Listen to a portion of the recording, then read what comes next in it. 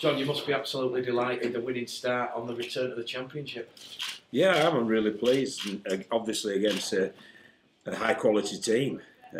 You've only to look at the personnel that they had out.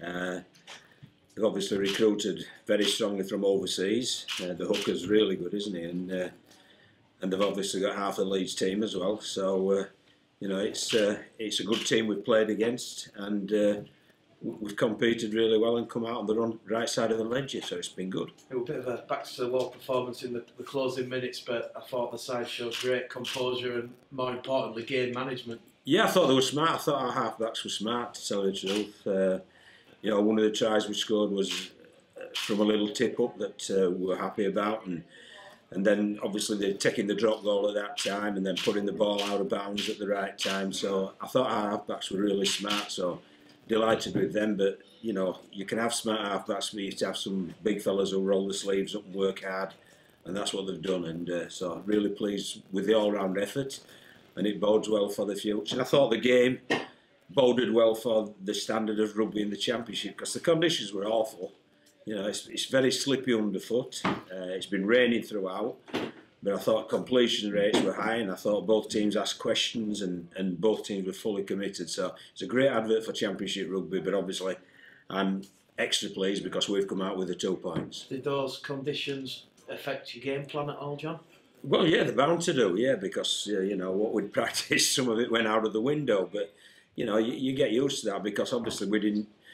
When you looked at the weather earlier in the week, this ice and snow and so on, it wasn't supposed to last as long as it did, but it was, because it was touch and go a bit this morning.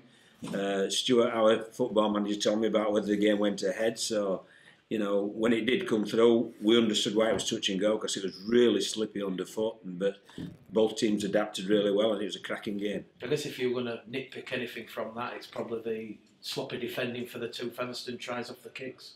Well, I don't think it's sloppy. I think it would do good kicks. Sometimes you've got to applaud the other team. The try I'm most concerned about is the hooker's try from dummy half, because we highlighted both Boas brothers are really good within 20 metres of the opposition line, and they drill the ball just behind you. And when you've got the opposition chasing, it's tough to diffuse. But and they came up with 2 tries with that. But the one that really irritated me was King's the dummy half try. Jake Webster went off towards the end. Was that just a precaution? He got walloped. He went off for a head test. So he went off for a head test. He passed it, but we thought Ross Oakes was going so well that we left him out there, because Ross had a really good, he had a good sort of 20 minutes or so out there. So he did pretty well. So he earned the rights to stay out there. So. And he's passed his head test, so there's no issues at all. And Jordan Lilly, John, he's just going from strength to strength now. Yeah, he likes playing here, doesn't he? He does, there's no doubt about that. And I think he feels loved. And the rest of the players like him, and he can play. So he's enjoying himself. I thought Mr. Chisholm played really well as well. I thought Dane made some really good choices today and played some good rugby. Obviously, John, the bar's been set even higher now. How do you manage the supporters' expectation amongst your players after that win? Well, the supporters, it's great that the supporters' expectation will go up, but I'm bothered about the players' expectations, and we can manage that within our group. So we'll make sure that the feet remain on the ground. It's only one game. It's the first game of the season, isn't it? There's another, how many is there? 25 in there. Another 25, I think. So, so there's plenty of rugby to be played, and but it's a good start. And I don't think Featherstone will be too dischuffed about it, because it was obviously a high standard game considering the conditions. How did you feel that the new lads did, John? Played today, Jake and the 2 lads. I can't remember who new ones. We've been Connor and.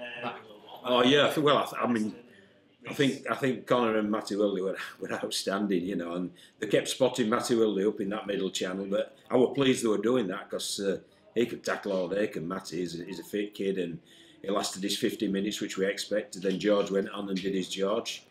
Connor Farrell's just a quality player, and he did what we expected him to do consistently. Jake Webster obviously had a great debut, I felt, competitive debut. And who else were there?